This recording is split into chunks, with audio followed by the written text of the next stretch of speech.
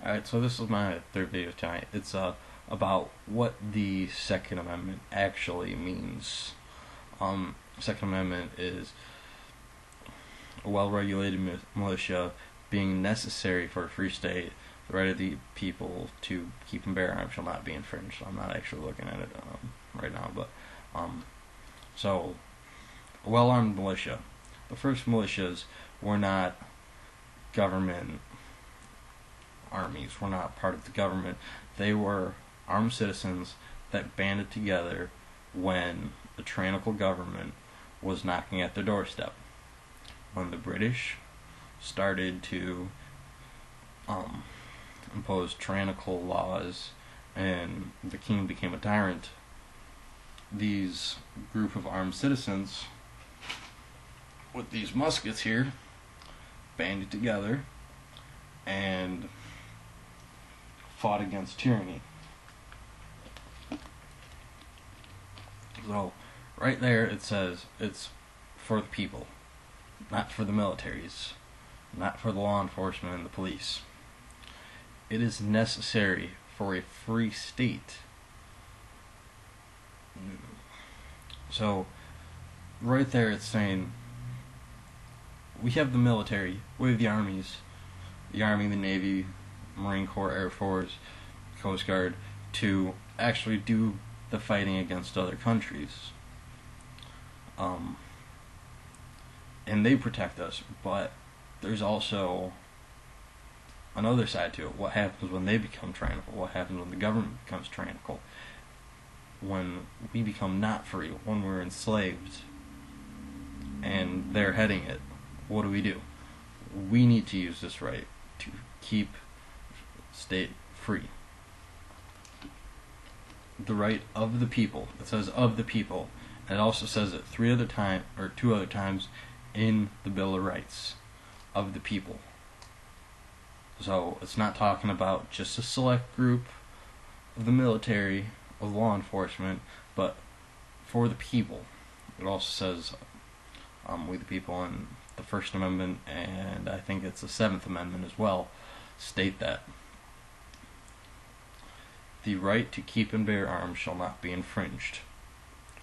This means that U.S. civilians have the ability to own and possess firearms equal to the military. Because if the military becomes tyrannical, how are you going to stop them? You need to have the same weaponry, or better weaponry. That is how you do it. Alright, now that's touching on the Second Amendment, but I've also heard a lot of arguments against it, that it's for hunting. The Second Amendment is for hunting. And nowhere did any part of that remotely sound like hunting. Do we need to hunt to have a free state? No, we don't have to hunt to have a free state. It's very important that some people do hunt to keep alive, to be alive in some areas of the country, because that's where they get their meat. That's where they get their food, is from hunting. I saw somewhere someone went as far as to say we don't need the Second Amendment to fight against a tyrannical government. In the 200 plus years that we've been a country, we have not had a tyrannical government, and we are not going to have one. That right there completely baffles me. I cannot believe the stupidity that I saw in that statement.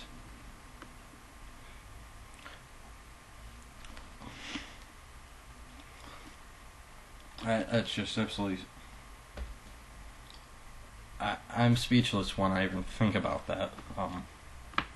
My fiance, she's not very big into politics. I mean, when it came to the last election, when she asked me who I should vote for, I asked her what the biggest concern was that the government should be involved in. It was like, well, I think she said abortion is wrong and that should be illegal. Well, Obama wants this for abortion, Romney wants that for abortion. I was like, oh, okay, now I know who I want to vote for. That was basically it. Where, I mean, she's God bless her heart. But I love her, and she'll shoot anyone who walks into this apartment unwelcomed. By the way, I've trained her very well. I was telling her she doesn't really care much about politics, and she's not scared of guns though. But I told her about some of the things.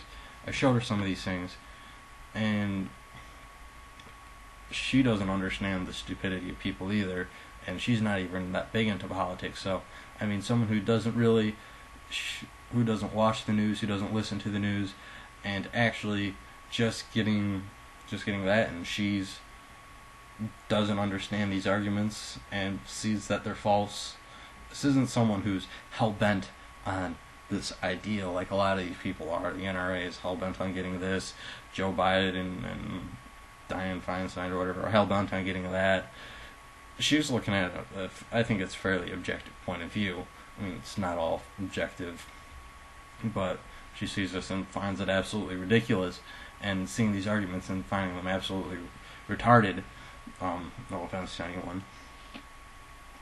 I mean, I think that's kind of a little bit of a problem, that this is actually happening. Another thing I saw was, I think it was Fort Hood. There was that shooting at the psychologist kind of snapped and killed like 12 people on base, and someone said, well, he's on a military. This guy killed 12 people on a military base, and they're armed with all these guns, and they're trained to use these guns. Why didn't they stop him? Well, you see, guy, on military bases, you are not allowed to carry a privately owned weapon. CPL, open carry, it doesn't matter. You're not allowed to legally have in your possession a personal weapon. The only people who can have weapons are the military police, law enforcement, and if you're actually doing some form of training. That's the only time you get a weapon. No one ever actually looks at the laws. No one looks at statistics. No one looks at what actually happened. They just pick and choose certain things. And I myself personally have had to use I almost had to use it. I was very close to using a firearm in self-defense of me and one of my friends. I live in a bad city. It's not the greatest city in the world. It's in Michigan, around Detroit, so I mean that kind of gives you anything. And she's coming over to my apartment and she calls me and is like, hey, this guy's been following me for a while. I'm almost at your apartment. Can you come out? I'm afraid. I'm scared. And she was hysterical. And I came out running, and I had a sidearm. And I get to her, and I see the guy stops where he's at, and he does a casual key check looking for his cell phone. Oh, I don't have my cell phone. I gotta turn around now. And sprints off. I mean, and I open carry. So this was obviously something. I mean, I didn't have to use it, but he got scared off because I owned a weapon.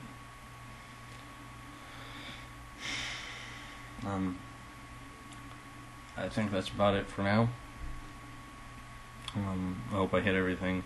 If there's any problems, anything that you see wrong with my video, I'll gladly explain to you what's wrong. Two other things. The AT-4, the rocket launcher, the rocket-propelled grenade launcher that was bought in the police buyback is completely useless. It was a trainer. It was fired once, and after it's fired once, the AT-4 rocket launcher becomes a paperweight. It also says trainer on the side. Congratulations, LAPD. You just got punked. Another thing is leftist media likes to, anyone who tries to say any sort of logical information, any logical facts from the FBI, any criminology, journalists, newspapers, you automatically become a gun nut. An extremist gun nut who's crazy, who needs to be locked up and medicated because you're obviously not sane in the head, and you give them facts, you give anybody facts, and they choose to deny it. And arguing with these kind of people is like arguing with a drunk. They're a wall. You're talking to a wall. That's what all this is. It's a lot of talking to walls. Alright. That's what I got. Alright, peace.